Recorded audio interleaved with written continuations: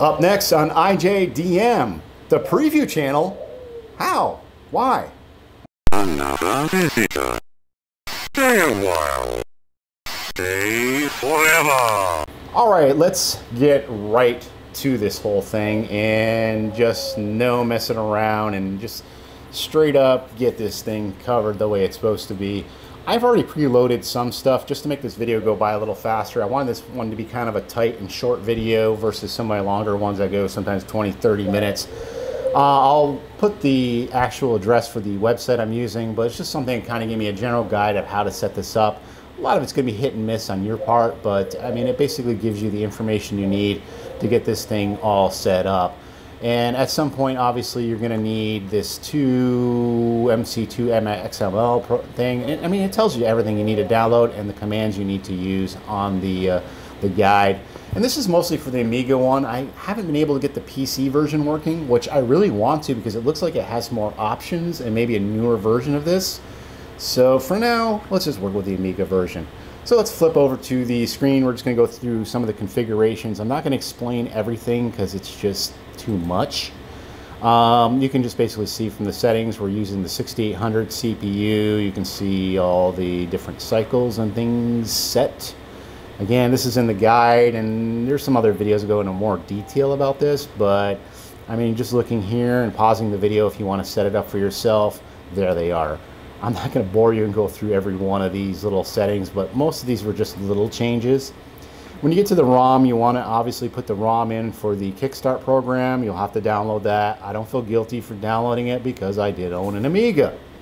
So I don't have it right now, but hey, you know, I did have an Amiga, and I'm just doing this for testing and just something to show you. There's your memory settings, and I don't think I really altered much on that. On a floppy drive, obviously you want to put in DF0 Prevue ADF. Make sure you know where you downloaded everything to. I just kind of put everything in the Prevue CLI file because that seems to be where most of the stuff was residing anyways. And then that's pretty much it for that. I mean, there is some stuff you'll need to figure on the serial port. I'm still trying to, that's the problem I ran into with Windows. I can't figure out how to set up a serial port virtually in VMware. And this one seems to be just doing it just fine. And there's so much time I have to mess with this stuff.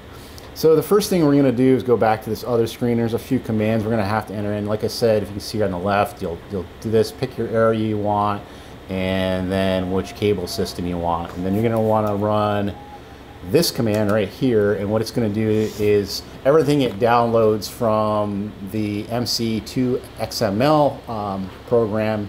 Maybe this is not even needed, but I run it anyways.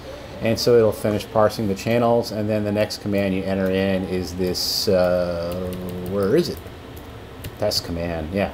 Prevue CLI send test command, and it's going to send it to the actual system. And again, there's some small configuration things you'll need to do with this. And once you send it, you can see it sends in like a binary kind of thing over to the Prevue unit. So let's switch back. There it is. Yeah, it's working. When you first load it, it'll say no data, and that's the whole idea is you want to get the actual Prevue program running on your Amiga emulator first, and then you want to send it via the virtual serial port thingamajig with the binary stuff, send it to the unit, and it'll start receiving data. You'll see it start putting stations in and listings, and everything should be working. And yeah, the top ads are kind of era appropriate. This, I think, is an older version of the program.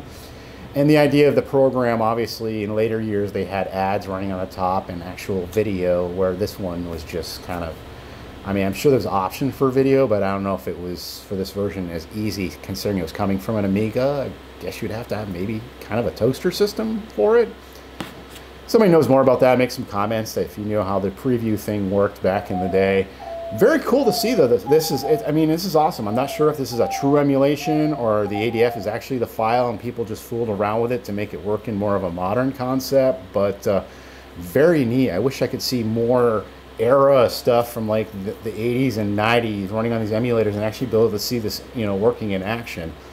And with the listings downloaded, I just used one from an area college that it seemed to be they had some stuff where it was just singular channels instead of the 13.1, 13.2, 13.3, which just doesn't seem to be able to parse and understand it too well for some odd reason.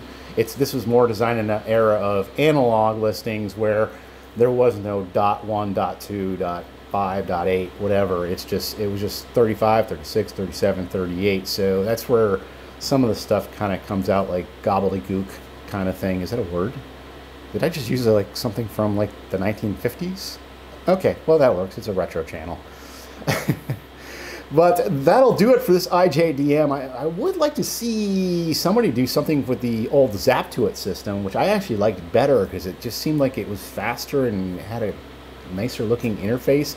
I think it's still around in some forms, but it'd be great to see somebody actually fooling around with a Zap-to-It unit, which was kind of like the lesser known of these two systems.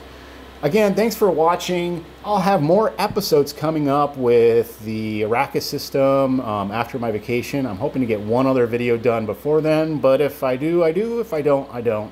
Otherwise, hit that like button, hit that subscribe button. We'll see you next time. Thanks for watching.